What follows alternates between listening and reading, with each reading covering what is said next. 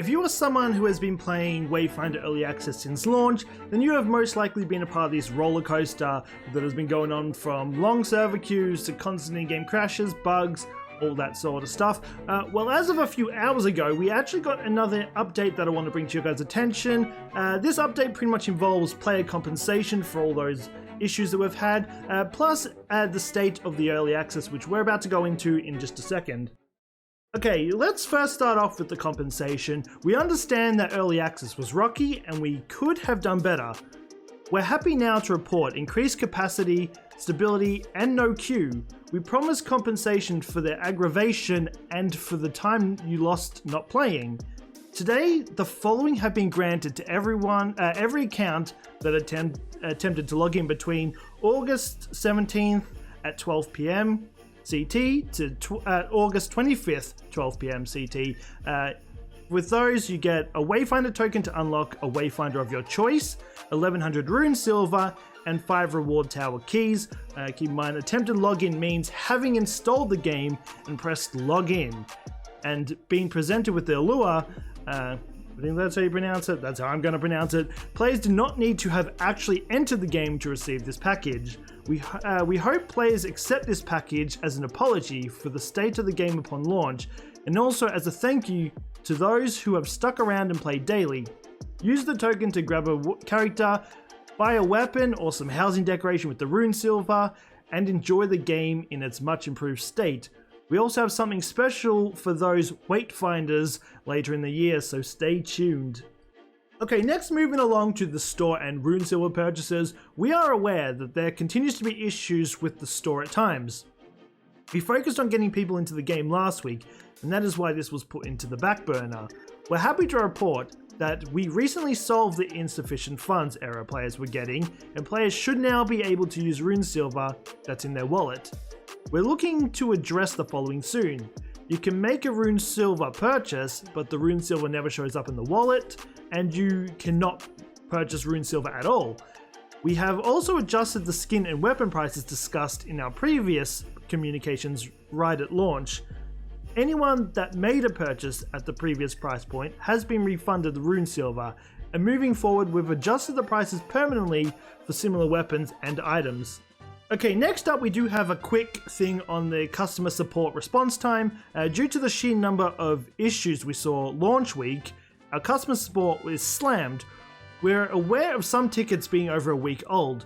While we're working to catch up, we'll also be fortifying processes and responses to hopefully streamline things to get back to players sooner. Remember, the awesome customer support team is learning alongside us and you, so we appreciate your understanding and patience. Okay, next up we have some information on the Crosssave Progression. When linking your PlayStation Network or Steam account to a DE account, there has been cases of players losing progression because one of the platform overwrites the other.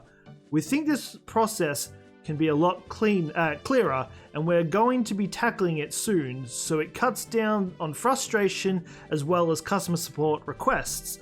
Currently, the data is not deleted or lost, and customer support can assist you. Alright, next up we have some big bugs that they're currently tracking, and we wanted to make sure the community was aware of 3 big issues that we have prioritized due to conversations from players on Discord, Reddit, and social sites. All of these fixes are underway, and once we have a solution, we'll hotfix as soon as we can. First up, we have the Telenopia. We did have some stuff read in patch 1. Unfortunately, nothing really came of it. But currently, if you're in the Highlands instance and it disconnects you, it's probably because someone in that Highlands has taken on the Telenopia world boss, and in some scenarios, it can totally crash the Highland instance. Now, while we had a fix in our first patch, sadly it did not resolve it. And next up we have selling accessories. This is a frustrating thing for all, especially those that demand a nice clean inventory. We are currently tracking a fix and hope to have it soon. We do not have an ETA on it at the moment, unfortunately. Next up we have the weapons showing as rifles. This one is also tricky for our team, is working on it. We have known that it stinks not being able to use your shiny new Tooth and Claw or Epitaph, so we're trying to get a fix in as soon as we can, and we'll communicate when we have an ETA. Okay, quickly we have something on patch 1 that went live yesterday. Patch 1 is live. with some fixes, adjustments, and balance changes. We're happy to report things like the worm will now appear sooner. While Dread Legion might not call for help as much as before, it's important to note that this patch does not have a ton of adjustments or bugs you might have encountered in early access, as it was mostly locked before it went live, meaning the next patch will address some early access feedback directly. And then there's obviously some patch notes, which I made a video of yesterday. If you want to go and check it out, we went over everything that actually came in patch 1. Okay, next up we have an update on when we can expect to see our first content patch, which will bring in new content. As you saw during our Level Infinity showcase at Gamescom, the first content patch is coming in a few weeks. This timeline has shifted slightly due to our focus on fixing the server issues, but it shouldn't be too long. It'll include a new weapon, new hunts, new quests, and more.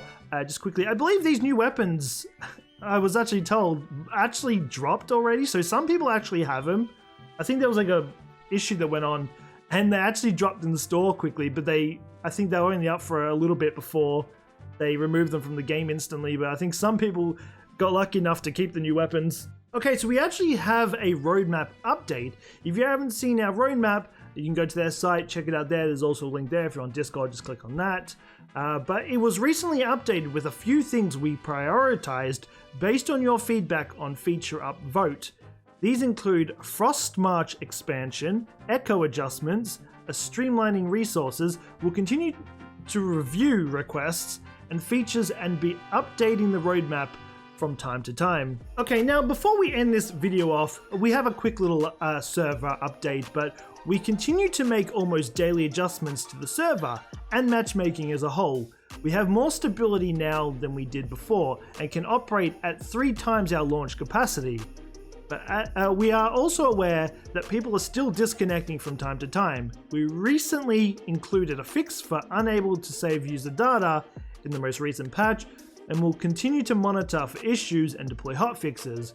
We're thankful for those that have continued this journey with us and helped us out of the negative to mixed reviews on Steam. If you've played Wayfinder at all, we kindly ask you to leave a review, good or bad, as it really does help the game. We believe we've turned a big corner with the game and can now turn our eyes to improving it with your continued help. Be sure to use feature upvote for bugs and suggestions. The team looks at it daily, and many suggestions have already moved into our roadmap. Thanks again for hanging in during our rocky start. The team is hugely motivated by your passion of for the game, and we're so excited for the future of Syndicate. Just quickly before we end this off too, I understand why people were frustrated with the server. Obviously, some people need to have a little bit more chill, in all honesty. When it comes, it's early access, yes, it's had more issues than most, I think, in any game has ever had in early access.